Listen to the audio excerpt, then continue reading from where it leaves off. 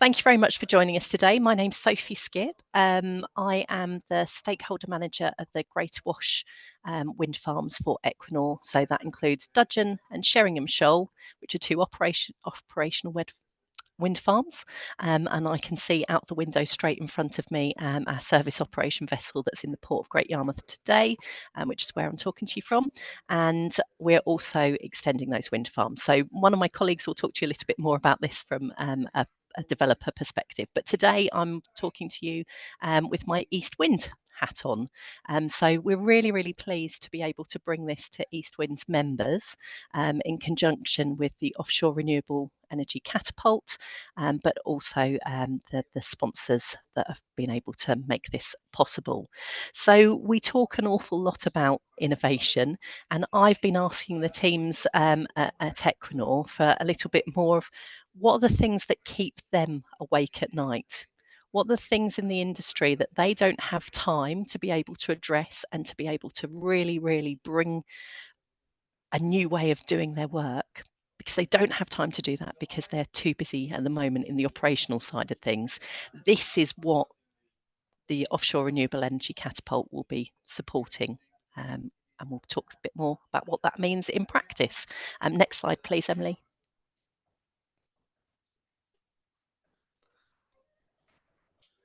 Lovely. Okay, so you'll have a welcome from me.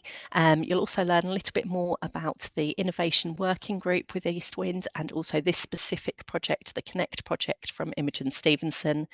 You'll be hearing from my colleagues at Equinor, but also Scottish Power and Renewables, and more in-depth information on innovation from the Catapult. And then we'll have the opportunity to move on to any questions that you might have. Next slide, please. So first of all, thank you. We know that a lot of you that have joined today are busy running your own businesses, or you've got the operational challenges that you're working on. And we're just really, really pleased to be able to welcome you to this meeting and for us to bring together developers, EastWind, and also the Catapult. Next slide, please. So to give you a little bit of an overview of the work that we've been doing over the last few years at EastWind, but also really, really focusing on the traction that we've got underway in the last year. If you want to go on to the next slide, please. To give you a bit of background of what EastWind is and what we're all about. We're a voice for the region's offshore wind sector. Why is that so particularly important in the east of England? We're a really, really well-established cluster because of the operational wind farms that we've had and the experience that we've got, not only from a supply chain perspective, but also the operations and maintenance over a number of years. But when you think about the work that's currently taking place on dry land that will enable us to create that energy in the future, we've got a lot of projects that are in the pipeline as well. So EastWind really is there to work across those capabilities and to bring best practice from one organisation to another where you wouldn't necessarily get the opportunity to work together on a daily basis. So it gives us that reason to come together as an industry. It is free of charge to join. So all that you need to put into it is a little bit of time to learn more and to collaborate. And that's what we're really all about, collaboration. Next slide, please. So one thing you've probably seen if you are a follower of EastWind on LinkedIn is we are now established as a legal entity and working very closely with the East of England Energy Group, EGA, as the Offshore Wind Sector Council. There are two roles that lead EastWind, and we're actually looking at the moment for people to put themselves forward to be able to stand for election as an elected chair and vice chair as that voice of the region. To support those two roles, we also have a dedicated project manager. So we're asking people to put themselves forward right now. So if you head on to our LinkedIn page, that's the easiest way to see a little bit of a video recap from Lexi Brackpool, who's the dedicated project manager, to be able to see what that actually involves and the benefits that you would get out of it if you were to put yourself forward to be the chair or the vice chair. But more details of how that works on the LinkedIn page. Next slide, please. So there are 3 pillars to what we do at EastWind, which is industry, collaboration, and community. These projects don't get up and running unless the community understand what's going on and we get past that development consent order stage, when the communities have had their opportunity to have their say about what they think about the projects.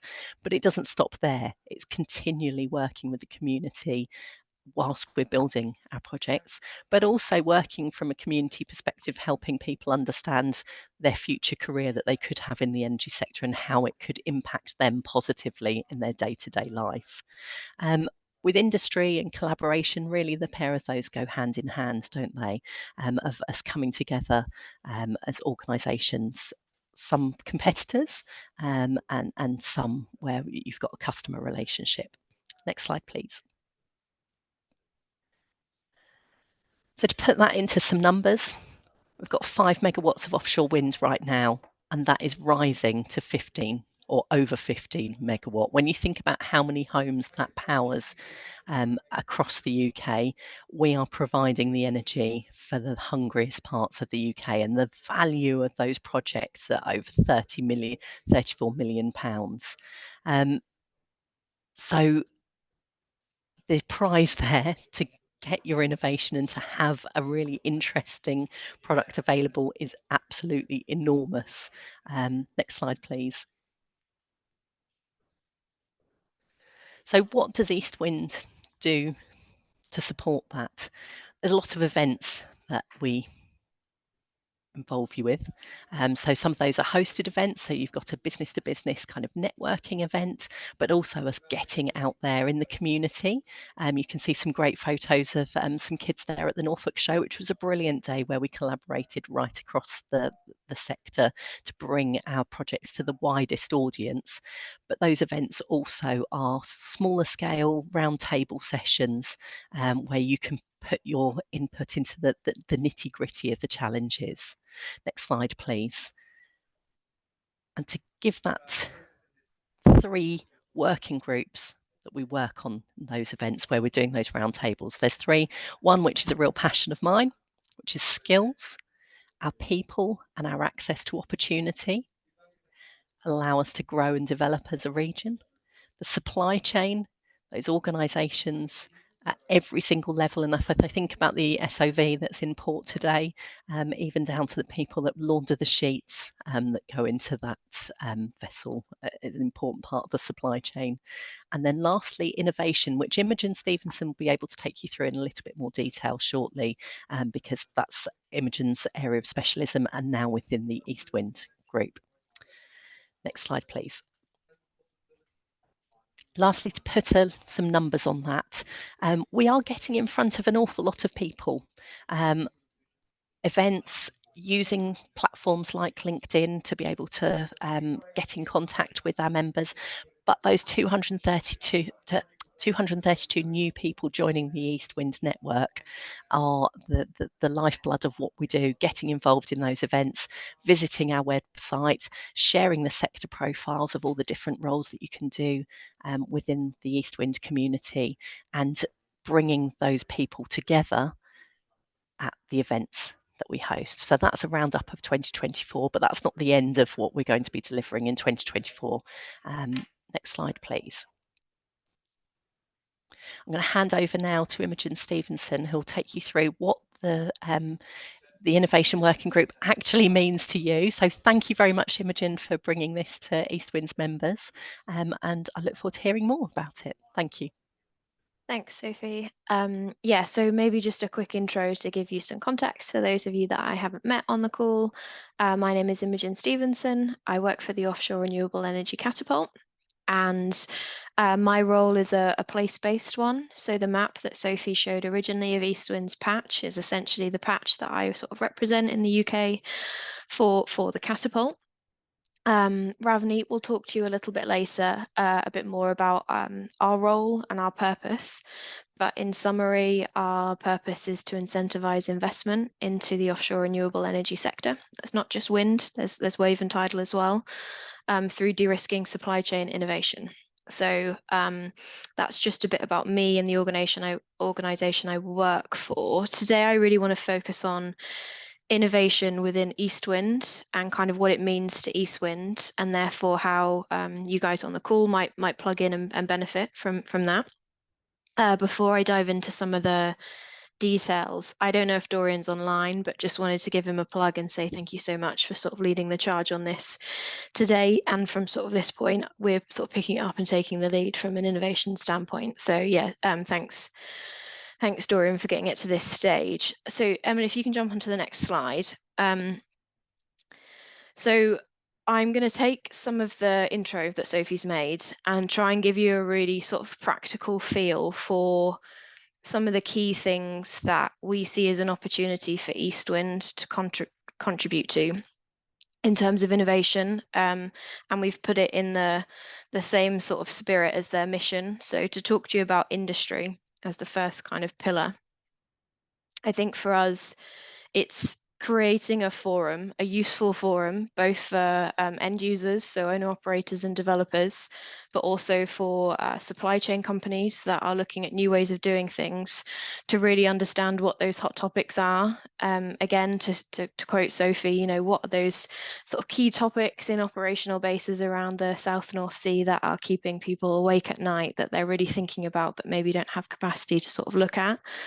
To make sure that we're linking up, I guess, the best possible innovators with the hottest topics in the sector. So I think that's a really, really important one. And again, maybe just to expand on the amount of development in the South North Sea and planned development moving forwards. In terms of the east of England being a hotbed for innovation, you know, we have a sort of breadth and depth of some really, really impressive companies, but also from a sector perspective, Scrooby Sands is the second oldest commercial wind farm in the UK by only a few months. It's 20 years old this year, all the way through to these sort of mega hubs of construction. So you've obviously got the EA hub operated out of Lowestoft and the Norfolk Offshore Wind Zone being developed, to name a couple of examples. So I think it's a really exciting space for the sector. The second point maybe that I'll touch upon is collaboration and links to that kind of market overview point. I think one point around collaboration, which is really important from an innovation perspective, is enabling companies that maybe don't currently operate in the sector to understand the sector a bit better and seek opportunities. So we're really interested to engage with companies that maybe haven't traditionally worked in renewables. Maybe they're oil and gas companies, maybe they're automotive, maybe they're digitech, to try and bring them in and help them build up an awareness of what's going on in this place. And the last but you know, not least point is community. So I think we're really keen to help companies that are doing things differently to build up much better visibility of expertise. So whether it's business support, access to funding, access to specialist assets, specialist expertise, we really want to make sure that it's easy for you all to progress with your various innovations through that sort of outside support. So hopefully that gives everyone a bit of a practical feel as to sort of what we're focusing on when we talk about innovation for EastWind. Emily, if you can just jump to the next slide, please. Perfect. So yeah, the next couple of slides, I wanted to spend a little bit of time for those of you that didn't make the event that EastWind held in June, to recap a little bit on some of the discussions and conversations that fell out of that sort of innovation roundtable. And I guess before I dive into some of these details, just to really stress and again pick up on sort of Sophie's language from earlier on, really keen to sort of fly the flag for the difference between supply chain and innovation topics, because I think sometimes there's some confusion. Innovation to us means doing something in a different way than is already being done. So it's disrupting the existing market. It doesn't have to necessarily be some really impressive, you know, machine learning type algorithms. It could be something as simple as a new mechanical winch. It doesn't have to be, you know, incredibly glamorous, but it's got to be different. It's got to be disruptive. And that's really what we're focusing in on here. So we had a really interesting discussion with a whole mix of stakeholders, from owner-operators through to some quite early stage startups. We had sort of public sector and private sector, represented, and some sort of research institutions. And these were the key challenges. So we had quite a long discussion, and I think it boils down to these points that you can see on screen.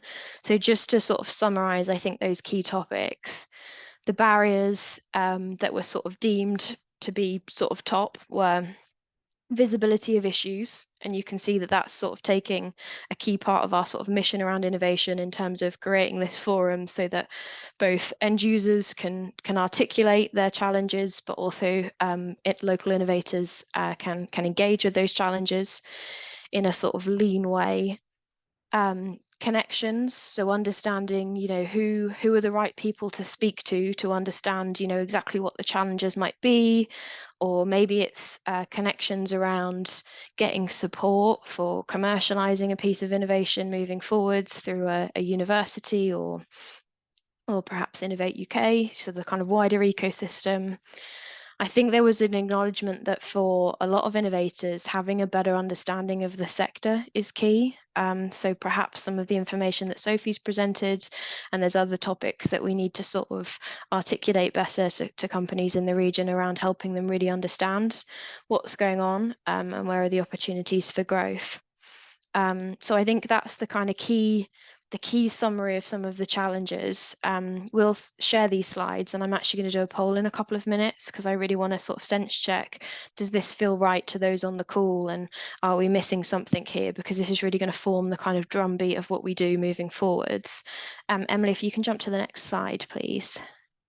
So the next kind of key sort of takeaways from those sessions, now we've discussed barriers, is solutions. So how do we propose to support companies in the east of England to engage with some of those challenges, and therefore, owner operators and end users benefit from some of this engagement? And I think the thoughts were kind of as follows on this slide. I think the first one being, can we create some sort of easy to engage with mechanism for pitch opportunities? And potentially that could work both ways. So not just owner operators necessarily saying, hey, here's some of the hot topics for us, have a think about them, but maybe giving some feedback early on to earlier stage innovations to say, maybe this user case isn't quite the right one, and have you thought about subsea inspection, for instance, if they're developing a piece of robotics, for example. So I think that's really key. I think point 2, again, very much for discussion, but I think a key area that came out of the round table was around, we are a region with a huge amount of expertise in operations and maintenance. Equinor have been established in North Norfolk for quite some time and operate out of Great Yarmouth. Mentioned earlier, Scroby Sands is, one of the oldest commercial wind farms in the UK. How do we lean into that and celebrate that and make the east of England a really exciting place to be, to kind of benefit all through an innovation lens? And I think, the sort of other points all link to kind of capabilities, understanding what we have around us, what's available, and making sure there's a really clear sort of signposting mechanism for that, in collaboration, I think, with other things that are already going on, like connected innovation, for example. So leaning into things that already exist, just to make it really easy for companies to understand where the support and expertise lies. You can jump to the next slide, please, Emily. And I'm hoping that a poll is going to flash up on your screens. I don't think I will be able to see it, so I'm going to rely on the tech working. So there should be a poll that you can all see. Now, there's a fairly straightforward kind of set of questions here. Don't want a huge amount of writing, couple of words in the open text fields.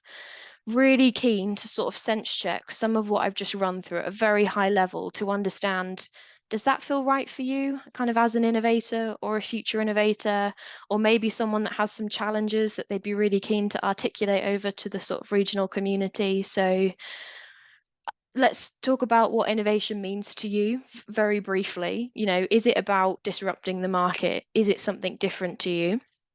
I think that's really important feedback.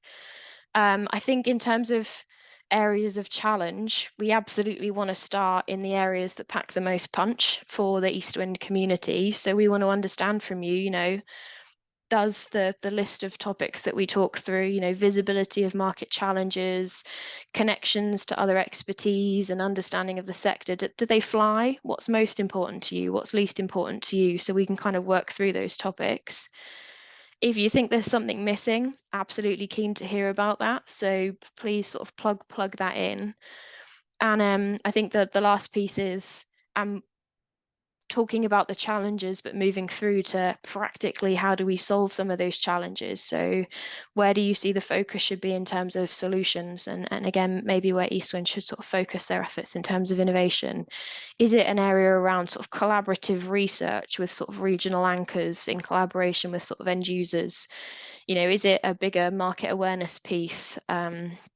Or maybe it's an element around funding, for example. Really keen to sort of do a bit of a sense check there. So I'll stop rambling. I'll give everyone a few minutes just to sort of feed through that. And then we'll draw the poll to a close and maybe just have a look at some of the feedback that's come in. So please, yeah, fly through that. Keep it brief, but this is really good feedback for us as well.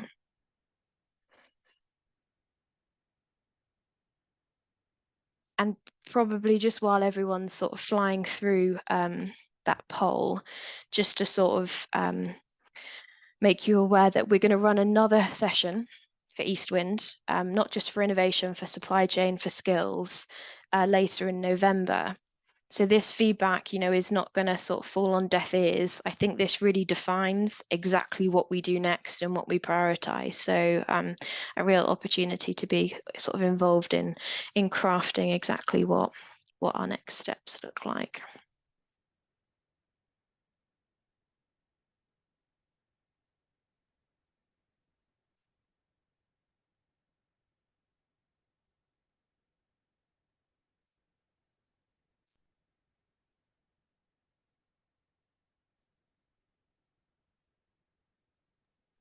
Hi, Imogen. I've seen roughly half of the poll answers come in, so we just give everyone another minute to finish off. Perfect.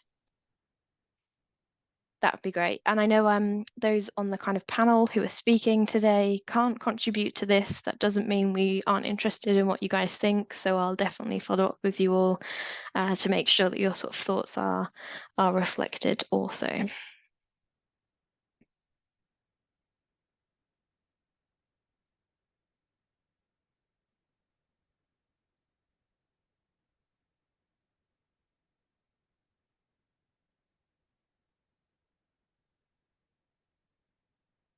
We'll make sure after the session that the recording will be circulated, as will the slides, as will my contact details. So if anyone has sort of more to add here or didn't quite have the time to sort of give it the attention that it deserves, happy to sort of pick up offline also.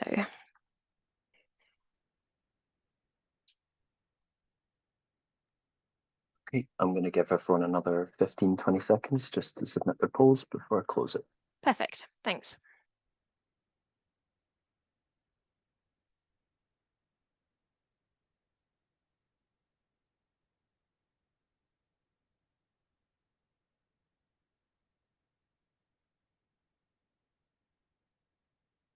Now, the second sort of technical feat is that when Stuart closes the poll, I'm hoping I'll be able to see a sort of summation of all the answers, as will all of you, and it'll be good just to understand sort of if there's any sort of real key trends that pop out at us.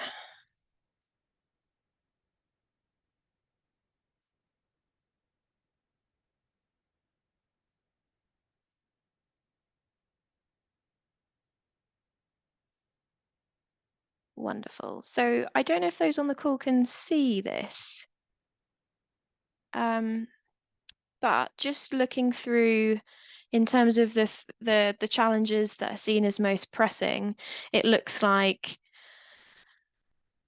regional capabilities is scoring lower. So either there's a very good awareness, or this isn't deemed as sort of a key enabling topic to sort of improve innovation commercialization. So there seems to be a pretty big focus on sort of sector understanding, but I think, yeah, as expected, visibility of market issues is coming top. So that's good. No, sector understanding is coming top, followed by visibility of market issues. So that's good. So that's pretty good feedback, and is kind of in line with, I guess, our sort of original expectations. And I guess no surprise perhaps to anyone on the call, but in terms of support needed, funding naturally comes top, as it often does, I think, with some of these discussions. But market awareness actually coming a pretty close second. So that's definitely an area that we can look at tackling. So that's really good feedback. I think if it's possible, we'll look to sort of share this round when the webinar closes also. So thank you. Thanks for your feedback there, and hopefully you'll see that sort of directly used in sort of what we do in mid-November. So Emily, last slide from me, please, if that's okay. So just very briefly, how to engage. We're running a session on the 12th of November. There'll be an Eventbrite link available for registration in the very near future. This is a broader EastWind event, but there will be an innovation sort of focus session. We're really keen to make sure we have a broad representative group across the sort of regional area for EastWind, both public and private sector, you know, universities through to small and established supply chain. If anyone is keen to be involved, then we're really keen to hear from you. So please feel free to sort of reach out. The intention will be from that point moving forwards that there'll be kind of short stand-up monthly, bi-monthly calls just to kind of check in on progress on a few of these things that we're looking to progress quite rapidly. And I think sort of participation there will be quite light touch and optional, but I think these sort of periodic innovation roundtables are going to be key to sort of driving that. And that's probably where I'll leave it. Hopefully I haven't taken up too much time. And Tom, I'm pretty sure I'm going to hand over to you. Thanks, Imogen. Hi everyone, I'm Tom Nightingale and I'm the UK supply chain leader for Equinor. I'm based up at the Port of Tyne in Newcastle, so I'm a little bit of an imposter here today, but I've got Sophie there locally representing EastWind, but also my Equinor colleague. I'm going to tell you a little bit about our extensions project, which is our project coming up next in our pipeline of projects in the UK. But after that, I'll also explain a little bit about a couple of our other projects as well. And I'm really keen to understand some of those survey results as well, because it seemed like most people on the call who are from the area know the regional capabilities. I can tell you that Equinor know the regional capabilities quite well because we've been operating our Sheringham Shoal wind farm there for 13 years now. But we definitely hope that some of the companies that we work with from this innovation programme can work with us on our local projects, but also potentially on our future projects in other areas around the UK as well. Next slide, please. I'm sorry, we can jump this one as well. So just a bit more broadly about Equinor, we are a global offshore wind player. The UK is our most mature market where we have our longest operational wind farms, but we also have offices all over the world. We do have some key priority markets. So we have some projects in the US off the coast of New York, where we're also building our new Brooklyn Marine Terminal. We've got projects in Poland, so Baltic 2 and 3 are progressing well at the moment, and another project, Baltic 1, will follow. And we're also progressing well with our first project in South Korea, Bandibuli, and we have some other prospects there. But we do also have some other leases in places like California. We recently won a floating wind lease in Australia, and we've got lots of other prospects in different countries. If you go on to the next slide, please. So here in the UK, Equinor isn't just an offshore wind provider. We have a broad energy business from oil and gas to low carbon solutions and offshore wind. So we've been actually present in the UK for over 40 years. We've got nearly 1,000 employees here now, and we work with a huge amount of suppliers already across those businesses. We're also the biggest energy provider to the UK at the moment, and by 2030, from some of the projects I'll be talking about now, we expect to be able to power about 7 million UK wind farms. Next slide, please. So this is our UK portfolio. We have the Dudgeon and Sheringham wind farms, which are our existing operational wind farms off of the coast of East Anglia. We will be doubling those with our next project, which I'll tell you a little bit more about. That's called our UK Extensions project, where we'll be adding at least another 720 megawatts to the existing wind farms. I'm based up at the Port of Tyne, which is the home of our operations and maintenance base for Dogger Bank Wind Farm. And that's the world's largest wind farm under construction at the moment at 3.6 gigawatts.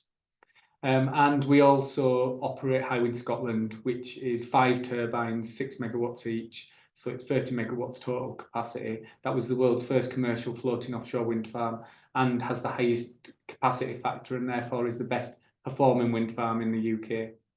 And then finally on the Celtic Sea, there's a leasing round at the moment that we're bidding into for a 1.5 gigawatt floating offshore wind farm as well.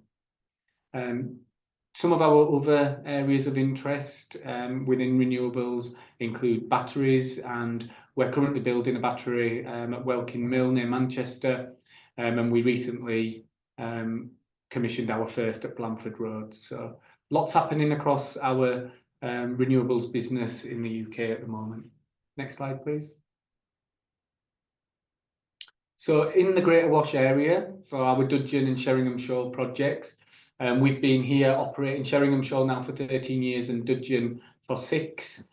We currently power about 700,000 homes from these wind farms, and in Great Yarmouth we employ 100 people for the operations and maintenance. Combined, the two wind farms are 720 megawatts in total, and we plan to double that. So in the future, we'll be around 1,400 megawatts in total, powering about 1.5 million homes. And we expect through synergies across the 3 projects that we'll be able to add about 50 new jobs to our Great Yarmouth operations and maintenance base.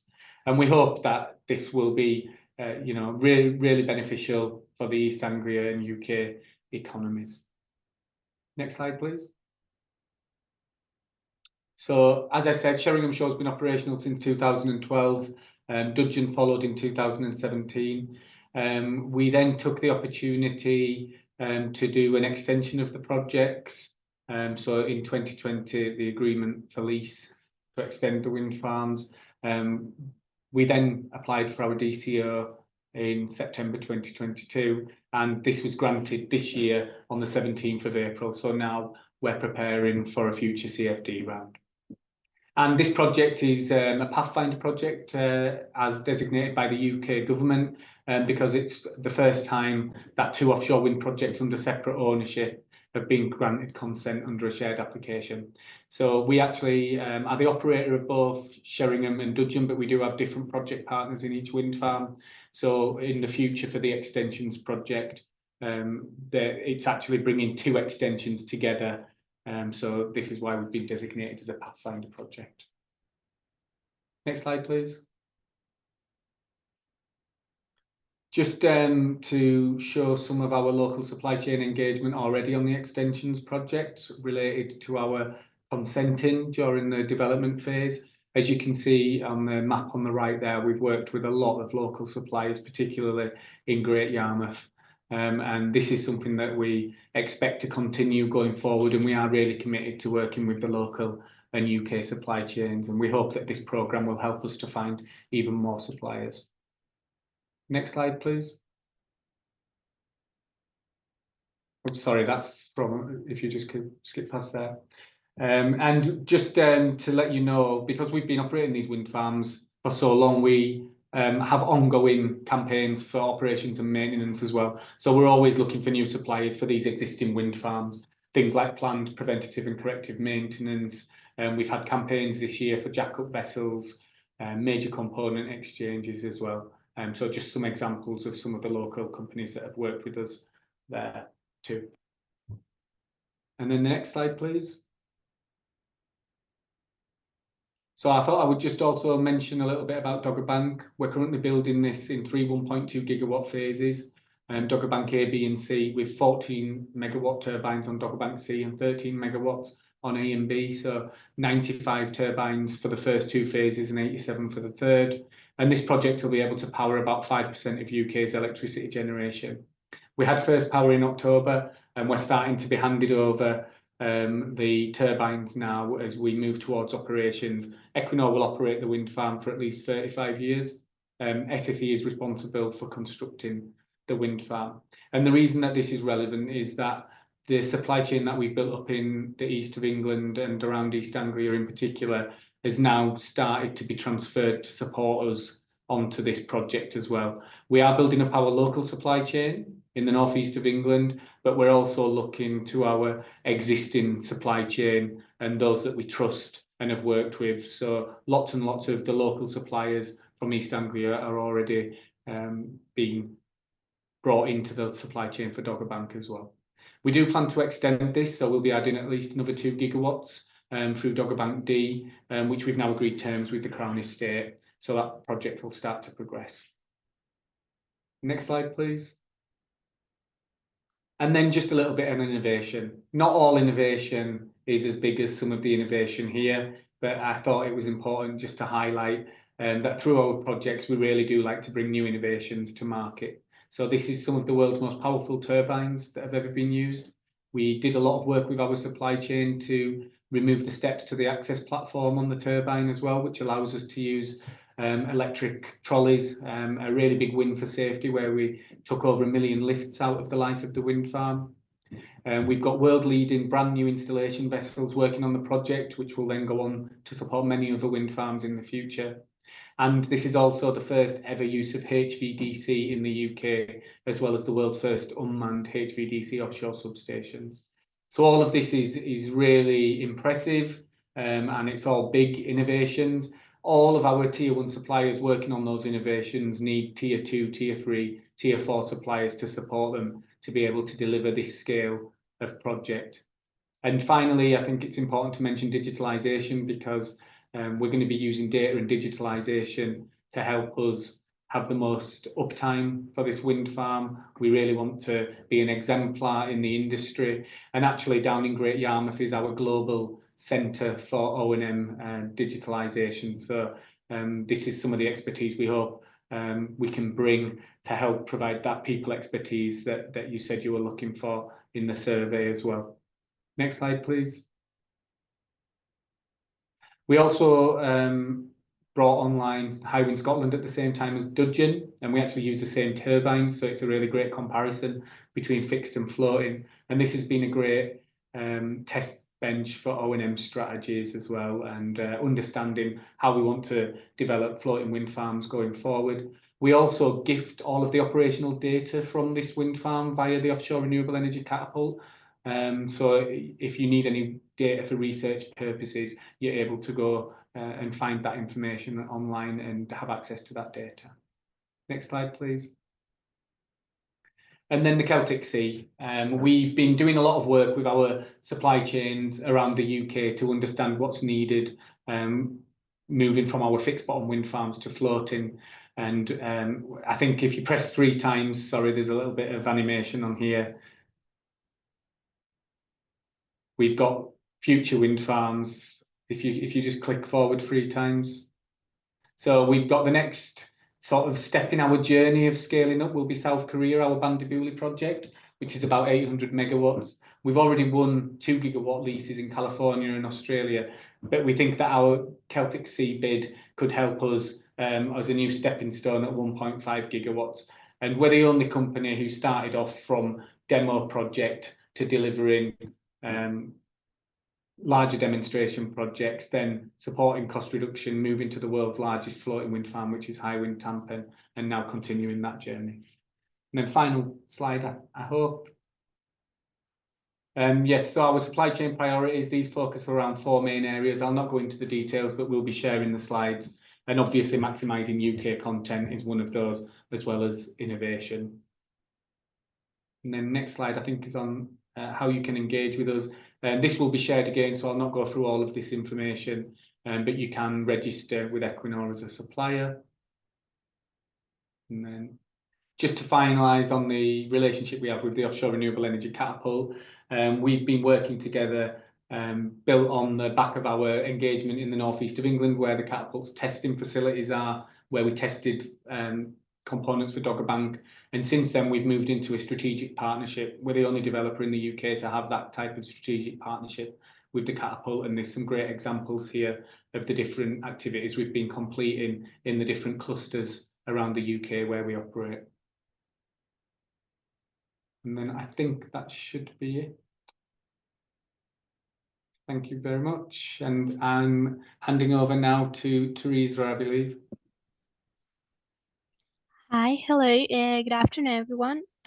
Hope you can hear me now well. So my name is Teresa Enriquez, and I am the Innovation Manager for Offshore Wind at Scottish Power Renewable. My role involves identifying and integrating innovations into our wind farms. And these innovations come from various sources, so it can be internal discussions with our technical teams, scanning SMEs and other innovative companies ecosystems, partnerships with academia, and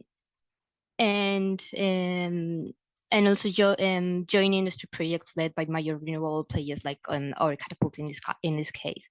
So before diving into the specifics, please let me introduce a bit of the company I work for, who we are, what we do, and how we do it. So Emily, if we could go to the next slide, please. And next one again. Perfect, thank you. So Scottish Power is part of the Iberdrola group, which is one of the largest utilities in the world. I'm not gonna go through all the numbers in this slide, but just bear in mind that three main key points. So we are a vertically integrated utility. We handle everything from generation to transmission, distribution, and retail and consumption. We have a global presence. So we operate in over 20 countries, employ thousands of people, and distribute energy to millions of homes. But out of those 20 countries, there are five key markets, which are Spain, UK, US, Mexico, and Brazil, with a significant focus in the UK in terms of investments. Next slide, please. As explained in the top left side, green box in the left side. So sustainability is at core of our operations, and believe that protecting nature and fostering an efficient use of resources is crucial. We aim to be carbon neutral by 2030, and a significant part of our efforts are dedicated to achieving this goal. So our commitment to sustainability is reflected in our projects, partnerships, which are driving us to innovate continuously and overcome ecological challenges in the whole supply chain, and during in our all projects and during all the phases. Next slide, please. So giving a look to our offshore pipeline, offshore wind energy is cornerstone in Iberdrola's renewables portfolio. It has reflected a significant growth over the past decade, and it has now established a robust pipeline. So our strategic investments in both the UK, United States, Germany, and France, along with other goals globally, ensure that we can meet our target to have over 3 gigawatts in operation for the next year. From our global pipeline, it's especially worth mentioning our wind farms in operation, two of which are in the UK, which are west of Dudenstadt and East Anglia 1. One in Germany, Wikinger, and then in France, Saint-Brieuc, just inaugurated last week. And the ones in construction, which are East Anglia 3, Vineyard in the US, and Windanker in Germany, and in development, East Anglia 1 North and East Anglia 2. To which we could also add other opportunities in development, such as the ones included in ScotWind. With wind farms at various stages of development, we constantly welcome innovations and in design, in installation, in maintenance, in operation, because our portfolio is quite large. So and there are different geographies, different types of seas, different types of conditions that require complete different innovations in each project. Next slide, please. Now, just very quickly to mention that, as I said earlier, UK is a leading market for us, and it is reflected also in our workforce. So as you can see in the graph, nearly half of our global workforce is based here in the UK, which is underscoring the importance of the UK in our offshore wind operations. Last slide, please. So I've saved the most interesting for last. Let's discuss now the challenges that we face and the innovations that we seek in our offshore wind farms. The three main areas proposed under the Connect project are very well established to tackle industry problems and identify potential improvements. We have dedicated significant efforts to smart O&Ms, to environmental integration and future energy system. Despite our efforts, there is still ample room for improvement, whether by reducing costs, enhancing performance, or minimizing failures. So rather than specifying the technologies that we are currently exploring, I prefer to present broader challenges. This approach allows you to propose solutions we may not have even considered. So regarding the first box in operations and maintenance, our top priority is safety. We are constantly seeking new systems to mitigate risk in marine operations. Potential solutions include, but not limited to, autonomous robots or drones for inspections, which can eliminate the need to send personnel to sea or move between turbine positions more swiftly, or novel sensing systems and robust data analytics are also of great interest. We need to ensure not only that we have new sensors and that are well developed and installed in our wind farms, but also that we have enough digital and data analysis capacity to accurately process all the information. The second major feature of this program is the environmental integration, which it aligns over reaching the goal of the entire Iberdrola group, which is protecting the nature and fostering efficient use of resources. So we have set the biodiversity positive targets for 2030 across our global portfolio, including all actions that contribute to restoring enhancements of preservations of biodiversity. So it's also worth highlighting the importance of area restoring when the commissioning, and some of these efforts can be done in the designing phase, but others can be developed later on, like with new tools or different techniques. And lastly, but certainly not least, the future energy systems, which to me is particularly exciting because I have an electrical engineering background. And this area also ties into our sustainable development targets, because transition and distribution grids need to evolve from centralized power plants supply energy to cities to a more distributed and integrated generation model, for which reinforcing the grids is crucial, and introducing new systems to balance power are steps very important in this evolution. These systems can include storage in order to be able to deliver electricity to the grid in a flexible and responsive way, and that this will also allow the acceptance of a very large percentage of offshore wind in the energy mix. And of course, remove or at least decrease the transmission bottlenecks. And to finalize, last challenge within energy future systems would be improved improving cable performance, which can be done through any stage, at any stage, but more resilient designs, better installation techniques, or new sensing and prediction systems during the O&M phase. So I hope this very short presentation has clarified a bit who we are, what we do, what we are looking for in terms of innovation in our supply chain. So thanks very much, and I'm handing now to Raifni from ORE.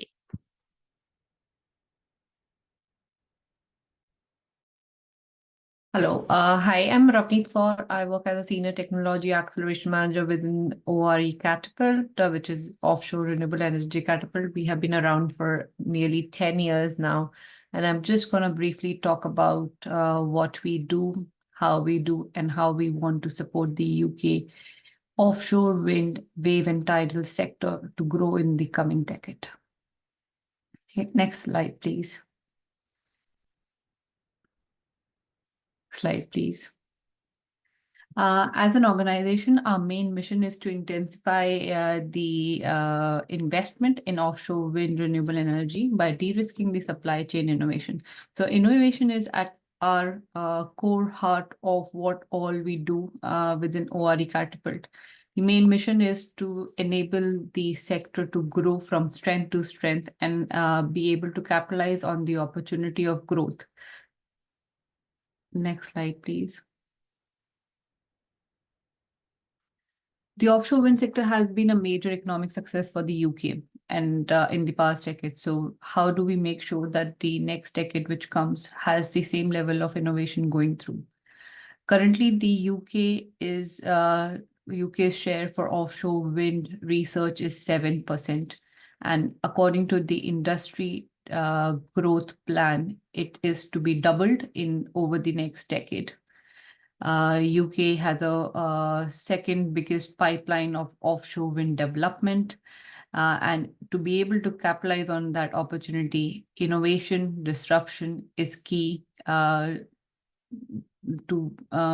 make it happen.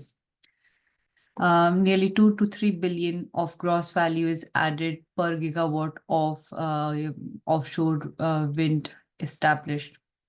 The investment to date have created nearly 30,000 jobs in the UK. The export opportunity of 1.1 to 2 million a year, and we are winning contracts at a rate of 50% of the package value. The global competition for investment and clean energy is intensifying, and thus it is even more critical to see how UK retain its global position in innovation as well as in the offshore wind sector. To enable this, further investment is being put through by the government as well as the industry, which you have heard previously from Equinor and SPR, that innovation remains a key factor for developing the future wind farms. And as ORE Catapult, we enable it by providing testing and validation services, helping with engineering expertise, and also with research and development supports. How we do it, we have various mechanisms of engaging with the end consumers, but we also engage with developers, OEMs, to really understand their innovation needs and challenges, and then really facilitating that relationship with the end consumers and suppliers to enable the supply chain growth. You saw in Tom's slide that Equinor works very closely with ORE Catapult in various programs. And one of the programs which is going to be launched in East of England specifically is the Connect, which will further enable this relationship and collaboration between the industry, the supply chain, academia.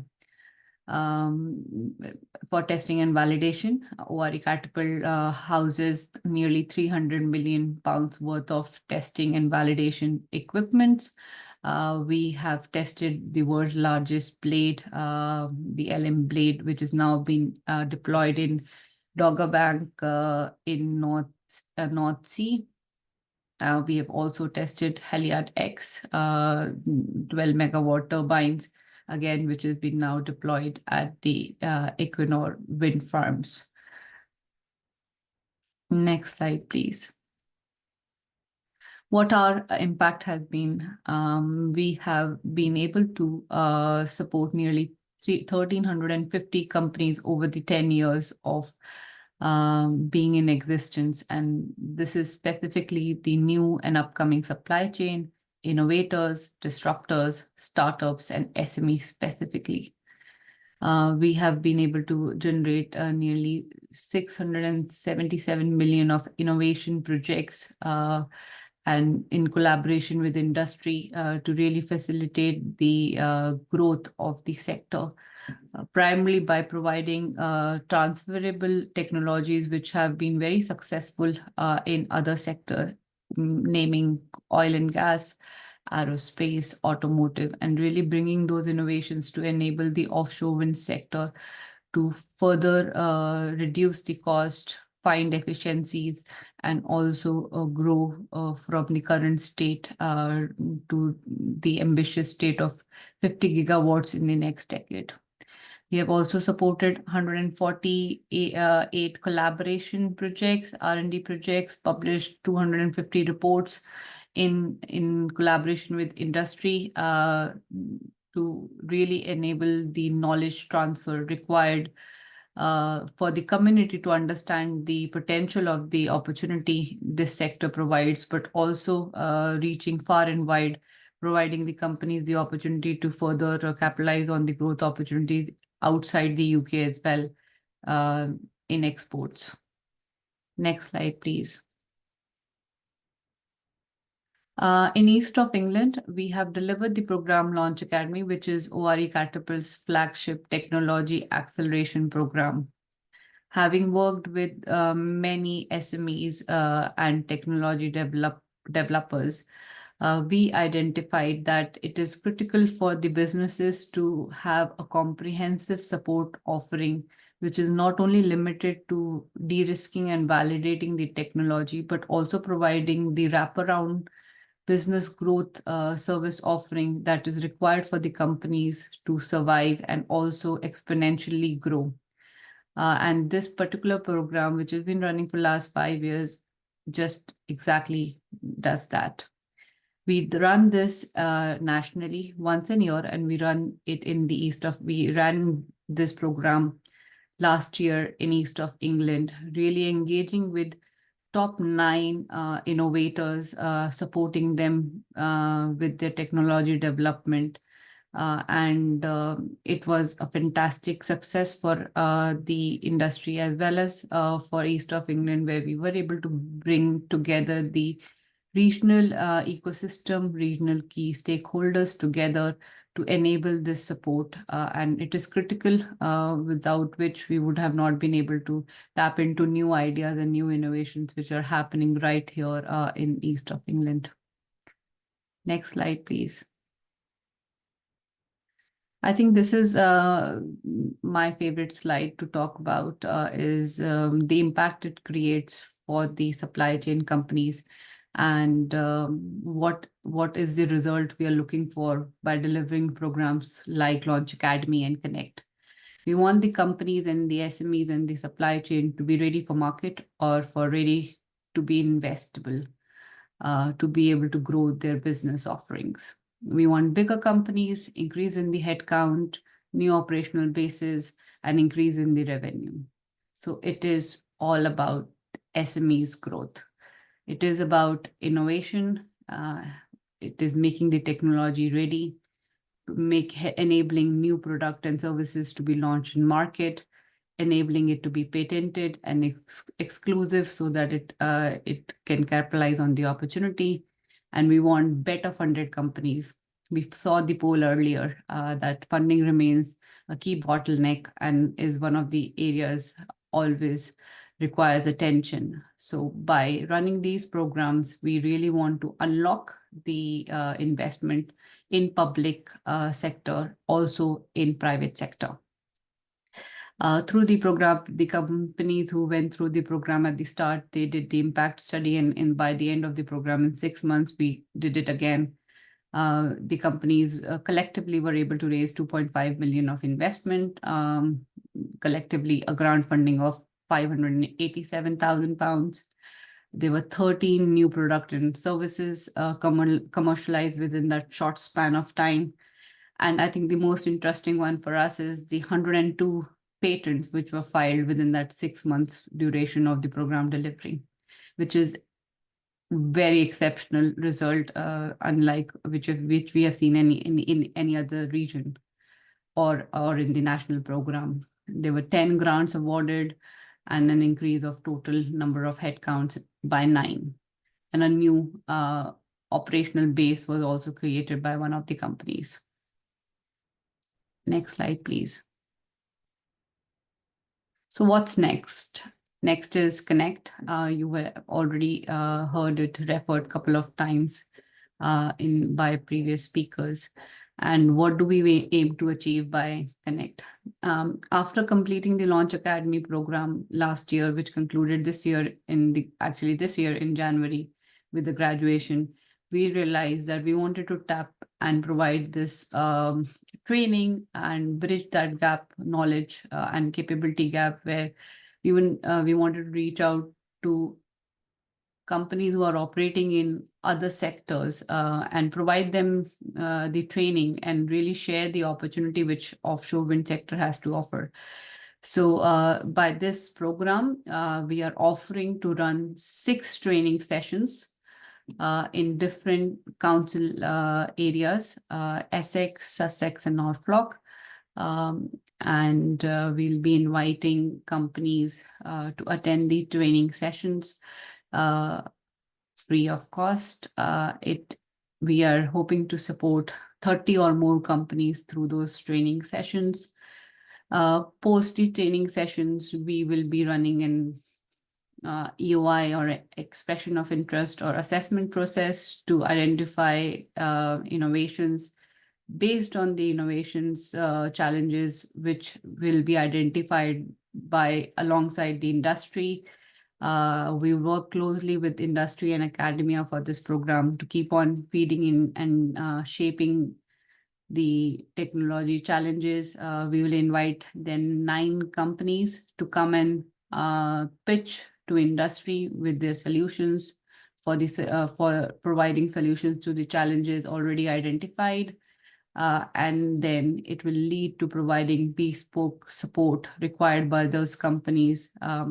Again, it will be 3 chosen companies who will go to the last stage of working with the developers, providing the solution and really identifying the need they have to further develop the technology or the business, depending on the customized need they have.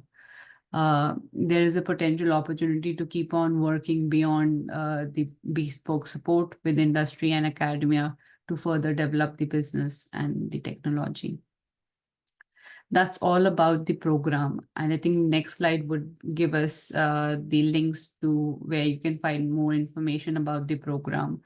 Please drop in any questions you might have about the program, or do reach out to me or Imogen if you want to further discuss the Connect program or any of the other service offering where ORE Catapult can help and enable unlock investment and make companies be market ready.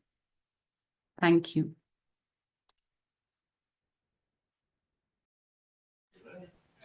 Just popping my camera on. Sorry.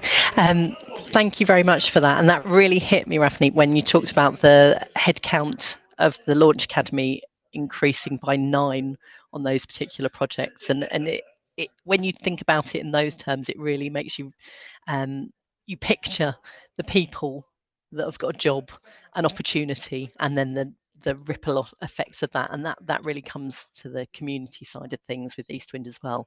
We're moving on to the Q&A. We've already had some questions in the Q&A already, looking at some of the data, which Imogen has shared the links to the data that's already available for all. And also there was a great question from Claire Whitney asking about the tier 2 and 4 suppliers. How do they identify the tier 1 suppliers. So Tom will be working very hard on Meet the Buyer events, so that you can get in front of those and for us to be able to facilitate that. And I know that's taking place across developers as well. Have you got any more questions that you'd like to be able to either ask in the Q&A, or I'd invite you to unmute yourself and pop your video on, and we'd love to hear from you in person as well. Maybe Sophie, just to jump in, just to remind people in terms of practical detail. So in Ravneet's slide deck that will be circulated, there's a link to the Connect website. We've kept the kind of overview quite light touch today, but there's probably a few groups of people that might want to know a bit more. There'll be a short and sharp webinar on the 8th of October, and there's an Eventbrite link on our website to really go into the weeds. So if you think this might make sense for me, I'm really interested to know more, that would be the next very focused slot. And obviously Ravneet and I are happy to talk to you in the meantime if you have any questions now or offline.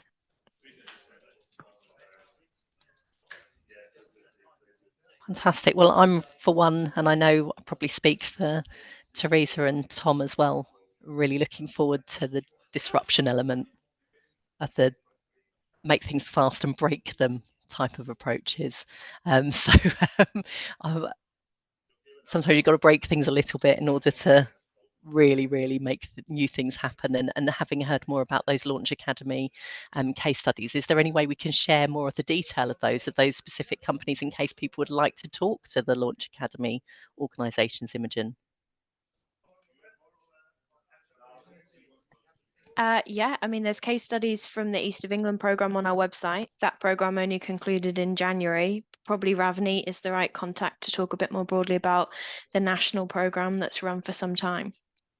Brilliant. And there's a question from John Best that's about the case studies, asking if more about those formal partnerships to reinforce the collaboration. So any further information on that would be fantastic.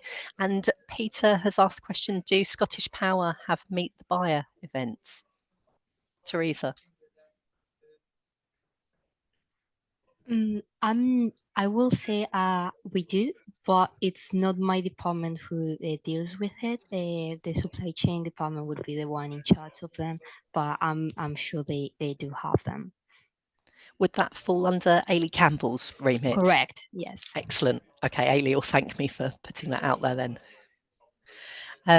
John Best has another question. Did Tom say that you were doing away with ladders on the new TPs? Tom? No, I didn't say ladders. I was talking about the access platform to the door on the transition piece. We took away the stairs so that we can use electric trolleys. And we've actually got remote control electric trolleys on Dogger Bank now. So we're able to take items on the trolley from our warehouse straight onto the vessel, into storage, then when needed up the lift in the walk to work system, and then remote control them over the walk to work system into the lift inside the turbine and up to the nacelle without ever lifting anything out of that box. So it's a great win for health and safety, because lifting and manual handling are the two biggest causes of injury in offshore wind. Brilliant. Thank you, Tom. So as a next step, it's really buoyed me to see some of the people that have attended this webinar are from supply chain businesses, but also from local authorities, and those people with a leaning towards people and skills and opportunity, but also those from research institutions, from centres of excellence, like, for example, the University of East Anglia. So this programme is really exciting, that it can connect all of those people together to innovate in ways that they wouldn't normally get to do as part of their day-to-day job. So I look forward to hearing more about the next steps. Thank you. If you've got any further questions at all, what's the best way for people to reach out as a follow-up, Imogen? Oh, I was typing and typing in the questions and listening. We will. So Stuart, who is online, is going to make sure the recording is circulated in a quick note to you with the slide decks. We'll make sure our contact details are in there. So you can register for the next webinar if you want to hear about the program. If you have an ad hoc question on EastWind Innovation, I would be best placed to take that. Wider Catapult support, Ravneet would be best placed to take that. And obviously Teresa's alluded to the fact that she's a sort of innovation representative for SPR, and obviously Sophie, you're the kind of local contact point, right, for Equinor. So I guess, yeah, reach out as required to any of those people, or alias, Sophie said, right? So just Absolutely. Well, it's been great to see so many people join this today, and I hope those businesses are really able to benefit from this opportunity. So thank you for bringing this to everybody, Tom and Teresa, and thank you, Imogen, for making the programme happen. Have a good rest of your day.